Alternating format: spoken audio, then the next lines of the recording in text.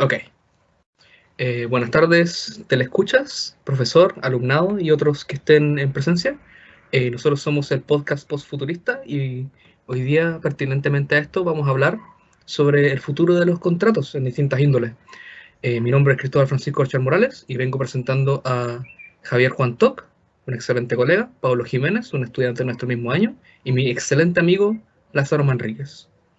Primeramente, conversaremos sobre el concepto del contrato moderno, representado por aquí nuestros expertos Javier y Lázaro.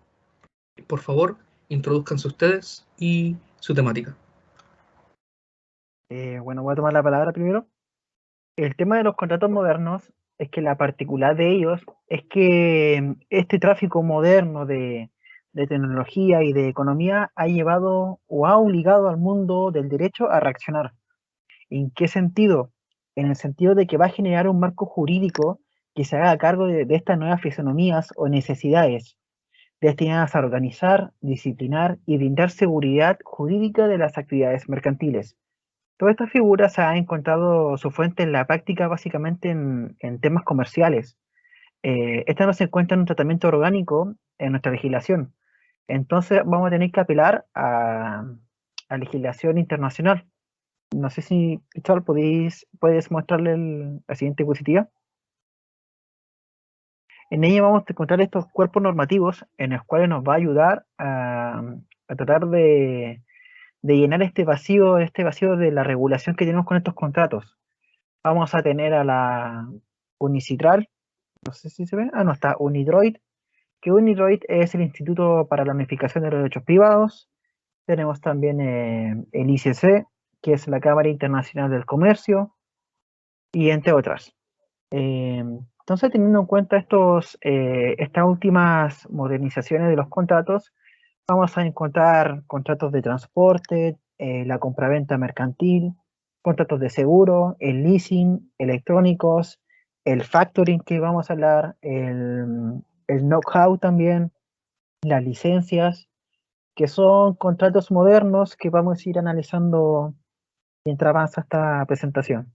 Y en relación a estos cuerpos normativos internacionales, mi compañero Javier puede mencionar jurisprudencia internacional, ya que nos va a venir bastante ayuda en este tema. Claro, compañero, llevándolo ya al plano de la realidad de lo que se ha vivido en nuestro país los últimos años, como ha sucedido con el tema de las plataformas de trabajo por aplicación, o como también se le llama el crowdwork o trabajo de multitud, en el cual una persona se asocia, entre comillas, a una plataforma en línea para trabajar, como puede ser el caso de Uber, Cabify, etcétera, en la cual esta va a servir como un medio para poder tener esta información para poder, en el caso de Uber, tener el perímetro de la redonda, para poder tomar pasajeros y hacer el trabajo como si fuera una especie de taxi, entre comillas, permitiendo tener un trabajo un poco más fácil a través de esta plataforma online. ¿Qué nos dice el análisis de la jurisprudencia sobre esta contratación moderna en otros países? Quiero tomar los ejemplos de España, primeramente, que al comienzo no tenía una regulación y se vio en la problemática de cuál era la situación de sus trabajadores respecto a las plataformas como Uber. Y por ello, por ahí, por el 2014, se empezó a trabajar todas estas temáticas respecto a los seguros de salud para los trabajadores, pasajeros, entre otras. De primera instancia, como también pudo suceder acá en Chile, no había una legislación que regulara este tipo de trabajo, pero se llevó a través del plano de la seguridad social de inmediato a tener un tipo de regulación para no tener incertidumbre a sus trabajadores respecto de las plataformas online y poder adaptarlas de la mejor forma a su legislación y a cómo estaba trabajando su gente dentro del territorio. Después tenemos el ejemplo de cómo comenzó a darse en Estados Unidos. Fue un poquito más anómalo como se presentó en España, porque se comenzó a tener este concepto del sharing economy o economía colaborativa, respecto de donde este socio en estos planos, al seguir trabajando y tener ciertas metas, se le iba dando una recompensa. Pero de igual forma, como sucede en Chile ahora, no hay un vínculo. Ya no tener un vínculo, hablamos de que no tienen seguridad respecto a algún accidente o seguridad respecto a algún riesgo que puedan tener en sus trayectos, etc. Se dio durante el año 2018 el dictamen de la Corte de Pensilvania respecto a esto, en el cual, en ese momento, no se pudo llegar a comprobar la conexión entre trabajador y empleador respecto de la aplicación, tomándose en cuenta criterios que son 6 puntos, los cuales son, primeramente, que este trabajo debe ser realizado. Segundo, la oportunidad del presunto trabajador de obtener ganancias o pérdidas dependiendo de su habilidad general. La inversión del presunto trabajador en equipos o materiales requeridos para su tarea, o en el empleo de ayudas para poder llevarla a cabo. Si el servicio es prestado, requiere una habilidad especial. El grado de permanencia de la relación de ese trabajo. Y si el servicio prestado es una parte integral del negocio del supuesto empleador. Estos 6 puntos son los considerados en la legislación hasta ese momento en Estados Unidos para poder considerarse un trabajador era o no un colaborador o un trabajador de la aplicación. Después tenemos el caso de Brasil, cual tuvo un dictamen en el año 2017, en febrero del 2017, en el 33 Juzgado del Trabajo de Belo Horizonte, en el cual fue un poco más sencillo porque se llevó a la idea de la primacía de la realidad en el contrato, como principio del derecho al trabajo, en el cual siempre iba a primar el hecho por sobre el contrato, estableciendo de que sí existe una relación de subordinación y dependencia respecto de la persona y la aplicación, por lo cual va a tener todas estas garantías para poder trabajar y tener la seguridad de trabajar sin tener mayores problemas respecto a su seguridad, tanto de él como de sus pasajeros. Después, ¿qué nos dice nuestra jurisprudencia en Chile? RIT o 1388 del año 2015, del segundo juzgado de letras del trabajo de Santiago, en el cual en primera instancia se indica que la empresa llama a sus trabajadores como socios. Como mencionaba antes, se usa mucho este apelativo de que no son trabajadores de la aplicación, son socios, tratando de hacerles creer constantemente que no son empleados de la compañía, sino que realizan una prestación de servicios mediante el contrato de honorarios. Se señala que dentro de esto es un contrato que es irregular, que nunca se ha escriturado el contrato de trabajo y que mucho menos hay honorarios o se establecen ciertas garantías para el trabajador respecto del trabajo dentro de la aplicación. ¿Qué sucedió en este caso? El juez rechazó de plano, hablamos del año 2015, en el cual no estaba tan en boga y estaba igual estas problemáticas respecto a estas protestas que se realizaban por las asociaciones de taxistas respecto a que esto había una desigualdad en la balanza respecto de los trabajadores de taxi colectivo y los trabajadores de Uber. En este caso, hubo un rechazo respecto del juez, el cual lo calificó como que esta plataforma se saltaba muchos escaños respecto al trabajador regular, considerando en la sentencia que se advertía una existencia de una especie de comunidad de choferes que cuentan con el permiso para realizar transporte privado de pasajeros, que se unen a la empresa ya siendo personas naturales o jurídicas, con sus propios vehículos. O sea, al final no hay una distinción entre persona natural o jurídica a la hora de poder ingresar a la aplicación para hacer uso de este servicio para poder transportar a sus clientes. Por otra parte, le facilita todo el soporte tecnológico que permite captar más clientes a través de una aplicación en el celular a fin de movilizarlo de un lugar a otro. Básicamente, acá el juez estableció que no existía un régimen de subordinación y dependencia por lo hecho ya mencionado, en el cual se saltaban los escaños respecto a los trabajadores regulares y respecto a esta distinción que no existía entre la persona que iba a ingresar a usar el servicio inteligente de Uber, en el cual no se hacía la distinción tampoco si era una persona natural o jurídica respecto del uso que le iba a dar y la ventaja que le iba a dar respecto a las otras personas que iban a estar trabajando de una manera regular, como dije anteriormente, como un taxista, etc. Y respecto a la opinión de la profesora Pamela Martínez, académica de la Universidad de Chile y doctora de Derecho de la Universidad de Valencia, busca que los tribunales laborales declaren que existe una relación entre los llamados socios conductores y las empresas en relación a las prestaciones laborales que se están dando. ¿Por cuáles puntos principalmente? Primero, la facultad de dar instrucciones por parte del empleador, que sí se consideraría que hay un régimen de subordinación y dependencia, la facultad de controlar el cumplimiento de esas instrucciones y la facultad de sancionar el incumplimiento de las mismas si el conductor no realiza los trabajos o si se encuentran periodos de inactividad demasiado extensos. Esos elementos son para ella los indicios del elemento esencial de una relación laboral, que es el vínculo de la subordinación y dependencia, que es la gran diferencia entre un trabajo autónomo o la independiente, que es precisamente la autonomía para determinar la prestación de los servicios y el coste de esta, que es en el caso de los conductores de Uber, va a ser el supuesto de que ellos van a poder usan sus vehículos, prestan su tiempo, pero no tienen los seguros que tienen un trabajador debidamente contratado bajo un régimen de subordinación y dependencia en nuestra legislación, que es lo que está fallando, por lo menos en este caso, para mi opinión, nuestro sistema respecto a los trabajadores de aplicación, y que es lo que se quiere llegar, entre comillas, a regularizar, como se está dando, con la ley coloquialmente hablada como ley Uber, la cual no es más que una ley que viene a regular aspectos tributarios de las aplicaciones que trabajan en Chile, que tributen en el país, que exista un registro respecto a las aplicaciones que se están dando dentro del país,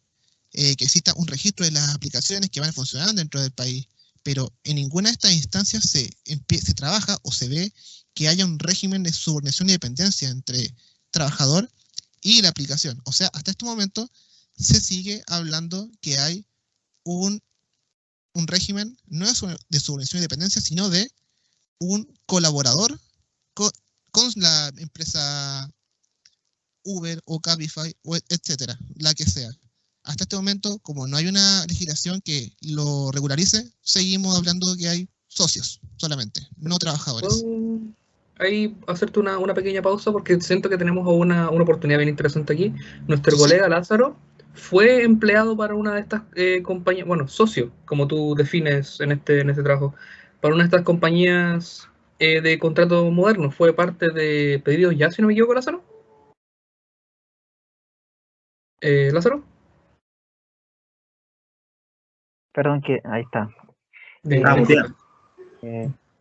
Lo que decía mi compañero Javier tiene bastante práctica. Yo cuando estuve trabajando para Pedidos Ya, recuerdo que en la inducción que me hicieron, el tema de explicar la mochila, usar la aplicación, el tema de los pagos, todos esos temas, eh, entre ellos me hablaron sobre el tema de ser socio o un simplemente honorario.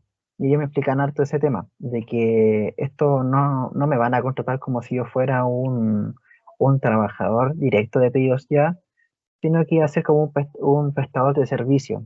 ¿Cuál es la diferencia que me hacían, lo que me decía la persona que estaba encargada de hacer la inducción? Es que jamás, o bueno, jamás no sería la palabra adecuada, pero no íbamos a tener un beneficio o alguna ayuda si es que nosotros sufríamos algún asalto, alguna herida. Pedidos Ya nos hacía responsable de estos daños. Se Entonces, eximía de los daños, claro. sí, de la responsabilidad de esas cosas. Entonces, claro, uno quedaba así como, bueno, ten la mochila, ten la aplicación y ve tú cómo generar el dinero obviamente para eso uno está trabajando, para ganar un poco más de dinero. Pero solamente era eso, sí. Nosotros vamos a firmar un contrato honorario, y de ahí ves tú cómo vaya a manejar tu horario para ganar plata. En léxico término, podríamos decir que hay para contar, es todo lo que a uno le tocaba. Pero Sí, eso no. mira, acá está la aplicación, la mochila y vete a hacer el trabajo. Además de esto de los cuerpos normativos que teníamos que tratar y el concepto nacional e internacional, tenemos otra temática que concierne al contrato moderno, que es el de factoring, que esto no lo tengo comprendido personalmente, así que si pudieran hacerme el favor de explicármelo, sería. Sí, el factoring, bueno, primero el factoring nace en el derecho anglosajón. Ha evolucionado bastante y se ha distinguido dependiendo de su alcance. Vamos a encontrar el Online Factory y el New Style Factory. Estos se van a diferenciar a través de su ejecución, ya sea por el vencimiento con los plazos o simplemente hablando de que un factoring hace notificaciones y otras no. Pero esto es un tema bastante teórico y va más allá de lo que queríamos plantear. Lo que sí es importante destacar que el factoring tiene tres funciones básicas, denominadas la gestión, la prestación de servicios o las garantías y asunción de riesgos y financiamientos, siendo esencial sobre la primera de estas funciones. ¿Por qué? Bueno, ahora vamos a explicar. Dentro del factoring vamos a encontrar tres sujetos importantes. El factor, o también podemos llamarlo empresa factoring, generalmente esta es una persona jurídica o empresa factoring, a quien en virtud del contrato el cliente, podríamos decir Falabella, transfiere de forma global y exclusiva sus créditos nacidos de sus actividades empresariales. ¿Qué quiero decir con esto?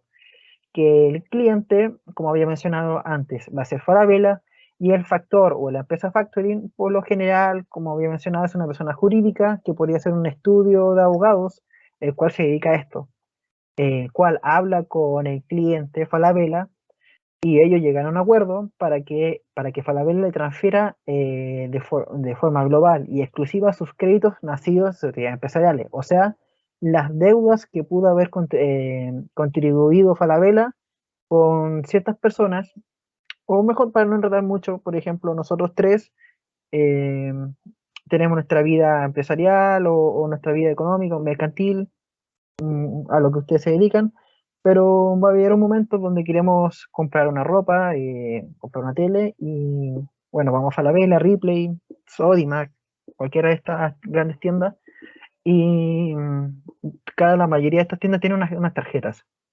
Estas tarjetas las podemos usar para pagar la tele, el sillón y estas cosas. Y si es que no logramos pagar estas, el precio que cuestan, lo más probable es que empecemos a tener deudas y Falabella, Sodimac van a empezar a decirnos, oiga, usted por favor tiene una deuda a pagar de 100.000 pesos, y nos va a ir cobrando, nos va a ir preguntando, nos va diciendo, hoy cada vez te queda menos plazo. Y al fin y al cabo, Falabella va a decir, ¿sabes qué más? Esto no me conviene a mí, esta persona me debe 100.000 pesos, no me responde las notificaciones, ¿qué podemos hacer? Mira, nos sale más caro ir a juicio que pedirle a Cristóbal que pague los 100.000 pesos. Entonces, ¿qué hacemos? Archivamos estos créditos en una carpeta. Y ahí entra este contrato de factoring. En pocas palabras, entonces vamos a entender que el factoring es una persona jurídica, en lo general, que compra una carpeta de deudas, por ejemplo, las deudas mías, la de Cristóbal, la de Pablo, que tengamos con Falabella, en el cual ellos hacen una apuesta de cobrar más de lo que ellos pagaron por esa carpeta, porque al fin y al cabo todo esto es un negocio, y ellos compran estas carpetas a estas grandes empresas para intentar ganar un poco más. Vamos a entender el factoring como una persona jurídica o empresas factoring, quien ellos compran carpetas de deudas. Estas carpetas de deudas por lo general tienen un precio. Entonces, ¿qué pasa con las empresas factoring? Hacen una apuesta de cobrar más de por lo que pagaron ellos, porque al fin y al cabo esto es un negocio. Entonces esa va a ser la primera persona que vamos a encontrar, o el sujeto que vamos a encontrar en el contrato de factoring. El segundo es el que Ato mencionaba, que es el cliente, o nuestro ejemplo Falabella, Sodimac, o cualquier tienda que tenga una carpeta de créditos de deudas. Entonces, el cliente, por regla general, también va a ser una persona jurídica, la cual va a transferir los créditos al factor o factoring. Esto va a ayudar al cliente para que tenga una facilidad en la gestión, ya que no va a tener que gastar tiempo ni invertir recursos en el cobro a sus deudores. Entonces, ¿qué hacen ellos? Van a dedicarse exclusivamente a su giro, o sea, a la cuota que van a ganar si es que pudieron cobrar la deuda. Y por último, vamos a encontrar al deudor. Esto no interviene en el contrato de factoring, pero sin embargo, por causa de esta transferencia de crédito, van a ser parte de él. ¿Cuál es el objeto de este contrato?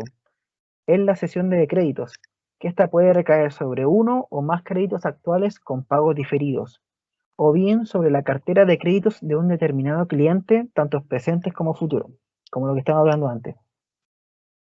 Si bien no existe una mayor preocupación doctrinaria sobre la materia, Las principales proposiciones consideran al factoring como un contrato típico, un negocio indirecto o bien como un contrato de colaboración empresarial. Lo que sucede ahora con el factoring en Chile es que su estructura, sobre la base de la celebración de un contrato de factoring, el cual se estipula las normas generales por las cuales se ha de regir las partes. Se establecen sus obligaciones con un plazo generalmente de un año prorrogable. El cliente se obliga a transferir los créditos provenientes de las ventas de los productos o de las prestaciones de servicios, dependiendo a qué se dedique el cliente. Esto siempre va a ser a sus títulos respectivos. El factor o el factoring a su turno se obliga a adquirir los mismos en conformidad a las condiciones generales que fija el mismo contrato. Esta transferencia de créditos se formalizará con posterioridad a través de sucesivos actos traslaticios, en los cuales se establece la posibilidad de que las partes del valor de los créditos se pague al cliente anticipadamente. Y me gustaría hacer una relación con lo que estamos estudiando en este ramo en específico, que vamos a encontrar este contrato de factoring en relación a los efectos de los contratos a terceros. No sé si recuerdan bien esa materia. Recuento ciertas partes, pero dime cómo se relaciona. Ya, recuerdan bien que en relación a eso están los famosos terceros absolutos y terceros relativos. Bueno, el factoring va a entrar como un tercero relativo a título singular ¿por qué? Por la cesión de los créditos. Entonces, esa es la manera como el factoring va a entrar a este contrato como un tercero relativo en relación a los efectos de los contratos.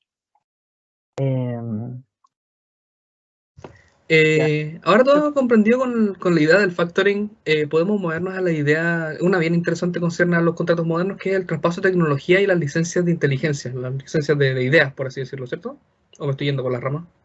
Sí, la licencia vamos a entenderla como, bueno, también se puede conocer como royalty. Es cuando el titular o dueño de un privilegio industrial otorga a otra persona el uso o el goce temporal de ellas, por una prestación de dinero generalmente o por otros bienes. ¿Cuáles son los elementos de la licencia? Es el titular o el dueño tiene un privilegio industrial. ¿Qué es esto? Son derechos derivados de la marca comercial, patentes de invención, modelos de utilidad o diseños industriales. Por ejemplo, no sé si ustedes recuerdan o conocen este dato curioso, es que cuando inició esta gran industria de los videojuegos, al principio una compañía llamada Namco, sacó un juego al mercado y ellos patentaron o diseñaron un modelo que lo denominaron como minijuegos entre cargas. Estos minijuegos entre cargas, su trabajo, su rol, era rellenar ese espacio de una escena a otra escena. Recuerdo a un Dragon Ball Budokai, creo que era el que le sucedió este caso, si no me equivoco. En la actualidad sí. Ahora lo bueno es que esta patente ya no pertenece a Namco porque ya gracias a la tecnología el tema esto de cargar de un escenario a otro cada vez es menor, así que estos minijuegos entre cargas ya no es tan habitual.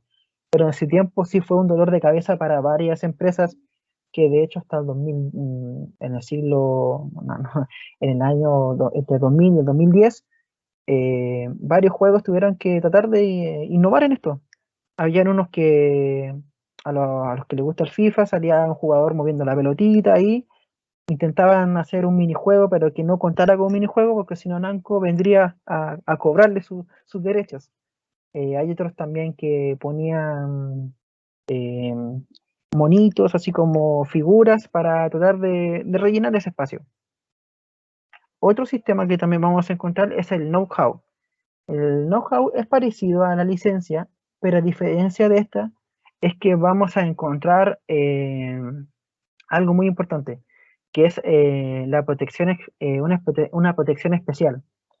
porque el objeto del know-how presenta un conocimiento que ya no puede ser patentado, o al menos así aparenta, va a aparentar, ya que ya no van a ser no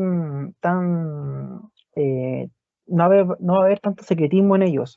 Así que el know-how va a entrar como una ayuda a la tecnología misma, porque va a ser un conocimiento tecnológico que se va a poder compartir. Compadre Juan Toc, si quiere añadir algo frente a las ideas que estamos viendo acá, o si quiere también añadir una conclusión sobre lo que piensa de estos contratos modernos y el futuro que pueden llevarnos como país, por favor, sea bienvenido. Yo soy muy de la idea de que mientras ayude, bienvenido sea, pero como yo le dije anteriormente respecto a esa ley Uber, sería mucho mejor que tuviera una regulación que fuera ad hoc a lo que después puede venir en el futuro, para que no se repitan hechos como los que ya sucedieron por lo menos acá en Chile, estas turbas de taxistas que salían a palear a conductores de Uber, y al final todos queremos llevar a un mismo estado de bienestar, de trabajar. Claro, estabilidad económica. Claro, eso se puede aplicar a estos aspectos y puede llevar a un estado de bienestar a los que lo usen, sería fantástico. Pero siempre y cuando sea bien regulado, porque la idea es que estos de repente tipos de nuevas tecnología nos beneficien. Siempre, esa es la idea. ¿Y usted, colega Lázaro, encuentra que alguna opinión así como personal sobre todo este proceso que no nos haya mencionado durante su presentación? Mira, a mí lo último que hablé me llamó bastante la atención, porque en el know-how el proveedor se va a comprometer a transmitir un conocimiento técnico o más o menos secreto. Algo que puede ser una invención, unos procesos o fórmulas o diseños no patentados. Esto abre una ventana para que la tecnología no se monopolice un poco, ya que puede causar un retraso en nuestra sociedad, porque imagínate qué pasa si es que iPhone, cuando sacó los teléfonos táctiles, imagínate que lo hubiera patentado y hubiera guardado estos secretos entre cuatro paredes, y lo más probable es que no hubiéramos tenido competencia o hubiéramos demorado mucho en que hubieran sacado una copia o algún plagio de menor calidad. Y claro, hubiera sido muy malo para los precedentes actuales.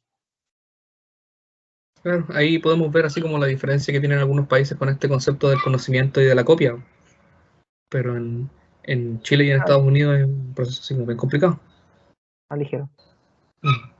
Ya, entonces, con este tema relativamente entendido, podemos movernos al segundo tema que vamos a cubrir durante este podcast. Nuestro especialista, nuestro querido Pablo Jiménez, segundo host de Postfuturismo, y yo, hablaremos sobre el contrato inteligente, el smart contract, una visión bien interesante sobre cómo se van a hacer los contratos en el futuro. Compadre Pablo, si puede introducirnos a la temática, por favor. Buenas, compañeros, profesor. A mí y a mi compañero Cristóbal nos tocó hablar acerca de los smart contracts, los cuales son similares a los contratos tradicionales, sin embargo, estos tienen ciertas diferencias. Por ejemplo, estos definen reglas y sanciones en torno a un acuerdo y hacen cumplir estas obligaciones de manera automática. Esta puede funcionar de manera independiente, sin embargo, muchos smart contracts tienden a implementarse de manera junta, se interlazan, como podríamos decir. Los componentes integrales de un smart contract se denominan objetos. Existen tres objetos en un smart contract. Los firmantes, que son las partes involucradas en los smart contracts, que utilizan firmas digitales para poder aprobar o desaprobar los términos contractuales, el tema del acuerdo o contrato y los términos específicos. Claro. Definiendo el smart contract como, igual que el contrato, un acuerdo entre dos o más individuos en razón del cumplimiento de algún bien o servicio, etcétera, etcétera, podemos entender que el smart contract tiene ciertas partes externas, especialmente aquellas que tienen que ver con la modernización del concepto del blockchain, tecnología del 2013-2014, y las criptomonedas y los criptofondos, que nos permiten divisar una interesante manera de hacer acuerdos entre personas ahora. para poder explicar ambas ideas podemos usar ejemplos pertinentes para darle razón. El blockchain es una manera de recibir, enviar y entregar información entre individuos que vamos a simular como un panal de abejas, por así decirlo. Con cada persona siendo un nodo, un hexágono de este panal de abejas, en donde se entrega la información privadamente por cada uno a cada uno, reforzando esta como capa informativa, haciendo que cada persona tenga acceso a la información, sea el dinero, los bienes, aquello que quiera ser recordado por cada individuo, pero que sean protegidos por códigos que con esta cosa criptografizan o enclaven estas piezas de información, ¿cierto? Por tanto, tú y yo podemos hacer un intercambio, y Javier y Lázaro pueden hacer un intercambio, y estos intercambios van a ser protegidos por la redundancia de que cada uno de nosotros va a tener la pieza de información, pero el intercambio que tú y yo hicimos está protegido porque solamente tú y yo tenemos la clave y el usuario para poder entrar, ¿me entiendes? Correcto. Estas son las bases del blockchain para los intercambios, una manera bastante segura, al menos en la teoría, de proteger información. Y luego tenemos el criptofondo, que es una de las partes basales del contrato inteligente, puesto que es la manera de transformar el valor financiero físico, el dinero, por ejemplo, que es aceptado en la mayoría de las naciones, que generalmente está protegido por alguna base de intercambio internacional, o sea, también el oro que posee una nación para poder justificar el valor, por ejemplo, del peso, del dólar, claro. En este caso, está protegido por poder computacional. Varias operaciones mecánicas que se han hecho para, por así decirlo, minar estas, uno diría monedas virtuales, pero eso axiomáticamente no tiene mucho sentido, porque como mencionó el compadre anterior, Lázaro, existe, por ejemplo, videojuegos como FIFA, en donde uno puede ganar monedas virtuales que no se pueden transformar en el mundo real en tendeo legal, así algo que puede ser intercambiado por bienes y servicios, ¿cierto? Pero Claro, tenemos, claro. es así, pero obviamente existen personas que intentan darle un valor monetario. Claro, podemos ejemplificar con el Bitcoin. Claro, sí, hay mucha gente que, bueno, esto va un poco más allá de nuestro tema, pero gente que se dedica bastante a un videojuego o algún ocio, que lleve una cuenta, con los años después le da un precio y después las vende, así como... Claro, ahí tenemos una temática interesante frente a esto, que nos permite entender el valor de este tiempo de esfuerzo, pero aquí nos movemos a lo del criptofondo, que es distintivo en cierta manera, puesto que estas monedas son valiosas por el poder computacional que se requirió para poder crearlas, sea el Bitcoin, por ejemplo, una famosa cualidad, y que pueden ser intercambiadas por valores reales en variados países. Aquí podemos incluso conversar un poquito sobre el nivel internacional de todos estos conceptos. Pero primero, mi compadre Paulo, hemos hablado bastante de las ventajas de este sistema de blockchain y del contrato inteligente, pero ¿me puede contar un poquito de posibles problemáticas con este sistema, por favor? Bien, como dice mi compañero, hemos hablado al menos hasta ahora de toda la versión positiva que trae el smart contract, porque de que trae cosas buenas, trae bastantes aspectos positivos. Sin embargo, no es perfecto. El problema más importante que tiene hoy en día los smart contracts es la dificultad técnica que este tiene al momento de realizar cambios y la incapacidad que posee para poder manejar transacciones complejas. Puesto que si uno desea hacer una transacción que requiera de una cantidad de poder de la inteligencia artificial que sea muy elevado, no va a poder computar esto los smart contracts, va a haber un error. Algo similar a lo que pasaría si es que alguien empieza a utilizar lenguaje muy complejo o empieza a hablar de temas demasiado difíciles a lo que sería, por ejemplo, estos bots con los que uno puede hablar en Internet. El mismo principio ocurre, la inteligencia artificial simplemente aún no llega a donde queremos que llegue. Claro, no alcanza su poder computacional a justificar nuestras necesidades, al menos aún. Pero esto es un problema que puede ser resuelto con tecnología encima de tecnología. Podemos tirarle más cultura al problema. Simplemente cosa de tiempo. La tecnología no está aquí, pero eventualmente va a llegar. Hay una problemática de la que he escuchado que me tiene bastante perplejo y quería ver si tiene cierta razonabilidad o si se está siendo resuelta. El problema del Bitcoin y de varios de estos tokens fungibles y no fungibles es el concepto del efecto que tienen en el medio ambiente por el gasto energético que requieren, ¿cierto? Correcto. Como mencionábamos con anterioridad, para poder realizar que surja la moneda del Bitcoin, se necesita el poder que tiene una computadora, una máquina. Y esto, eventualmente, como se busca minar Bitcoin, existen hangares, pero completos, de puras máquinas que tienen el puro propósito de minar Bitcoin. Y esto añade un problema bastante serio al medio ambiente, lo cual no está como para que lo sigamos dañando. Claro, quizás nos estábamos yendo un poquito por las ramas concepto a esto, pero volviendo a la idea del smart contract y su... adelante, por favor.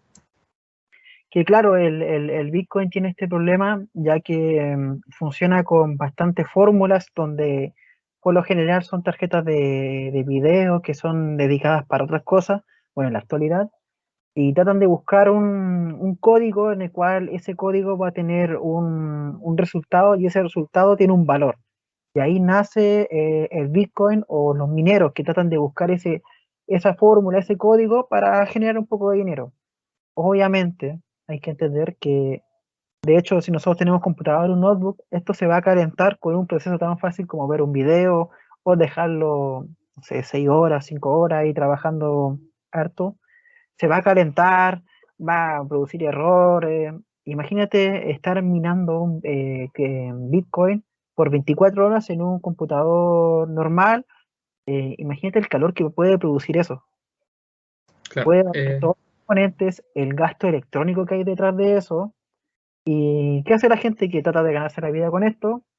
Bueno, por lo general son en países que la temperatura es más baja y arriendan unos galpones gigantes donde ponen todas las tarjetas.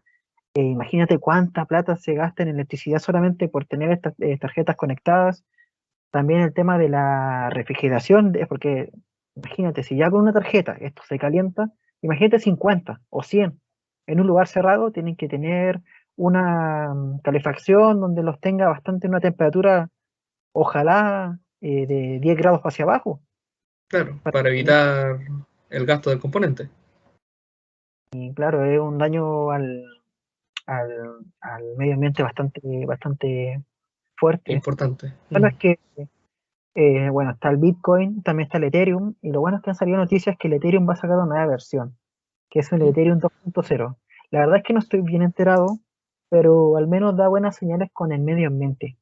Al parecer el Ethereum 2.0 va a trabajar con menos potencia y a la vez significando que va a haber menos gasto eléctrico, va a mejorar mucho el tema del daño al mismo Medio ambiente. no, me refería al componente electrónico, así que al menos tenemos esperanza futuro de que el tema de criptomonedas, todo este tema va a mejorar en tema Claro. de medio ambiente. Pero volviendo a la legislación concierne al contrato inteligente, puesto que es también una parte importante, ¿sí? Podemos ver el contrato inteligente y cómo se puede relacionar a los gastos que se pueden hacer en la vida real o la compra que se puede hacer en la vida real.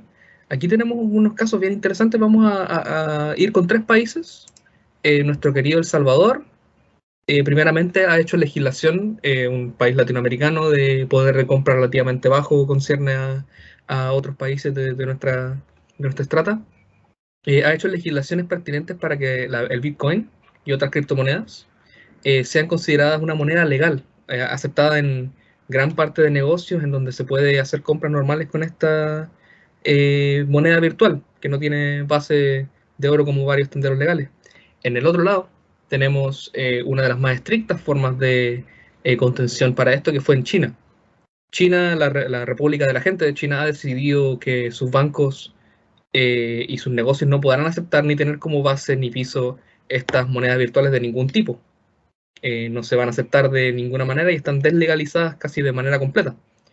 En Chile, aquí podemos ver, si es que Pablo me puede recordar el nombre de este abogado que ha mencionado anteriormente. Sí, en caso de jurisprudencia en Chile, la verdad es que todavía estamos en la infancia, yo diría que ni eso de lo que serían los smart contracts. El abogado Hernán López Hernández por ahora nos dice que el smart contract que no es nada más que un vacío legal, puesto que lamentablemente cuando se realizó la Constitución no tuvieron en mente que teníamos que constitucionalizar los smart contracts para poder realizarlo a través de la computadora. No sé cómo se ocurrió. Claro, nuestro compadre Diego Portales jamás se pudo haber imaginado los galpones llenos de, con esta cosa, todos estos componentes electrónicos Las trabajando a máxima producciones. potencia. Claro. Y esto nos lleva, claro, a pensar y teorizar cómo podría ser el futuro concierne a estas dos ideas que hemos investigado durante este proyecto, tanto el contrato inteligente como la contratación moderna y especialmente lo que me llamó la atención de la presentación de Lázaro y Javier, este concepto del socio en vez del empleado, ¿cierto? Aquí tenemos ideas bien interesantes sobre cómo podría ser el futuro de la contratación y del trabajo del individuo, porque don Pablo, ¿cómo te sentirías tú si tu trabajo primeramente fuera bajo estas reglas de socio, en donde no tienes que trabajar horas específicas, pero tienes que cumplir una cuota, por ejemplo, mensual, como trabajar en Uber Eats, y que tu pago no sea directamente desde tu empleador, sino que también sea desde lo llamaré medio erróneo, si me puedes corregir también estaría bien, como tercero imparcial, que sería como el tercero del smart contract, ¿me entiendes? ¿Cómo te sentirías sobre eso? Personalmente, si es que, por ejemplo, dando una hipótesis, si es que cambiáramos este modo de trabajo, de forma de pagar cuando nosotros estamos ejerciendo, no me sentiría muy cómodo porque siento que aún no se perfecciona este tipo de tecnología, siento que aún es muy, es muy, Esta es tu niñez.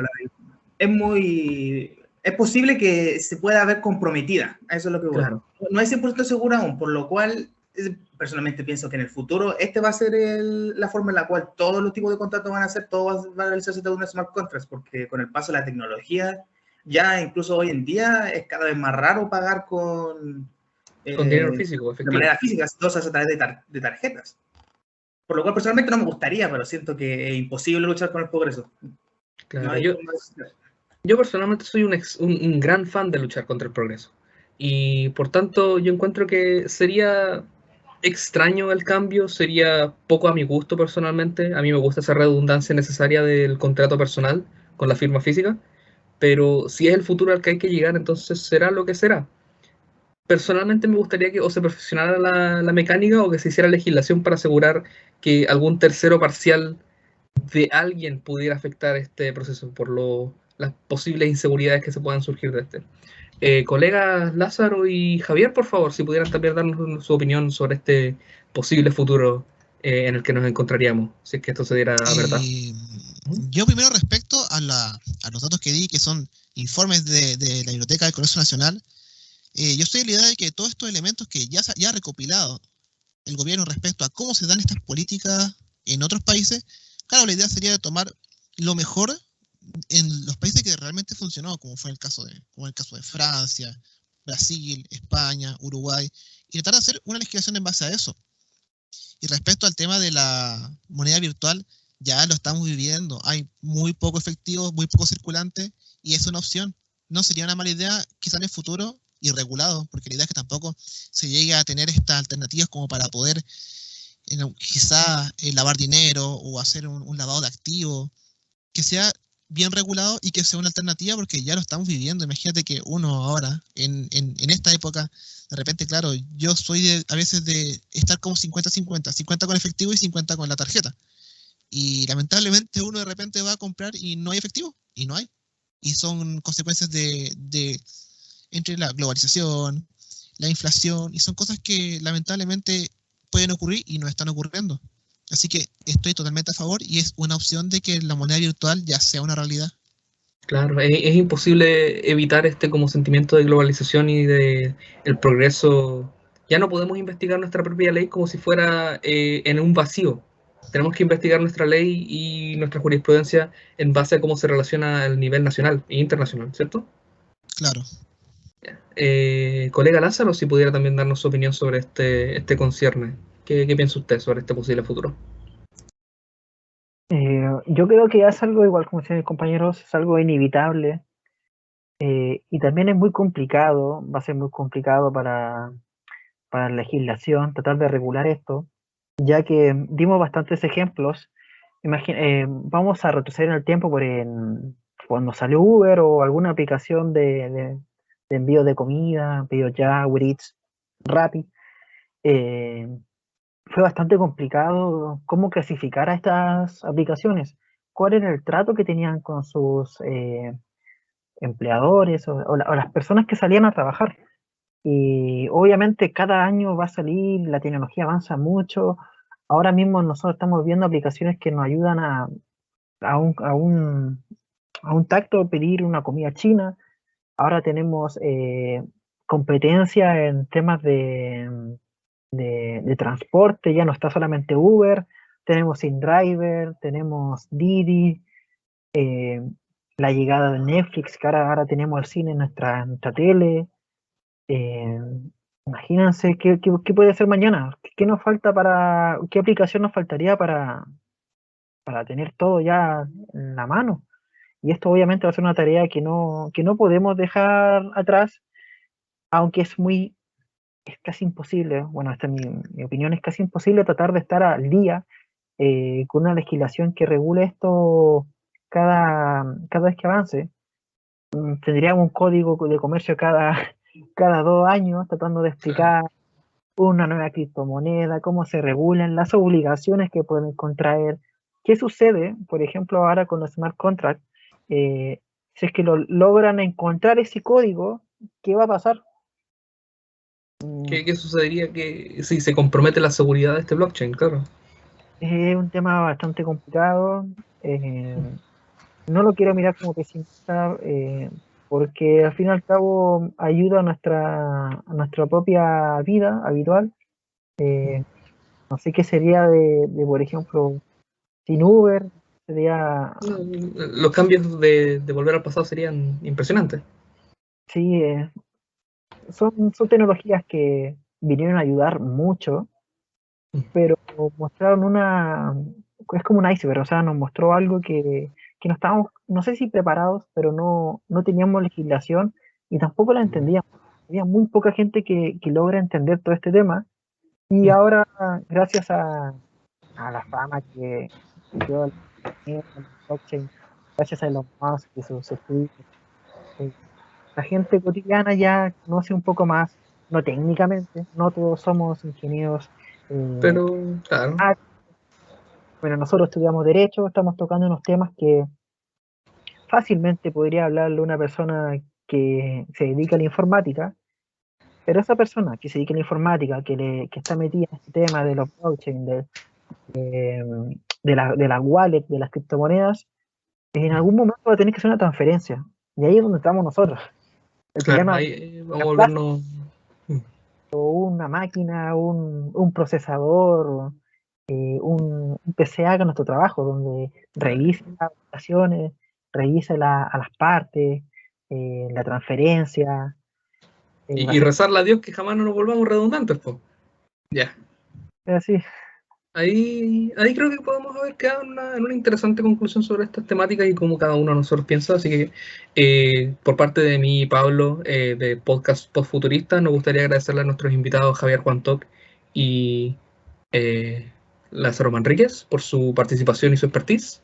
Muchísimas gracias por toda la participación y me gustaría dejarlos con un saludo muy cariñoso por parte de nosotros. Tengan un excelente día. Muchas gracias. Muchas gracias.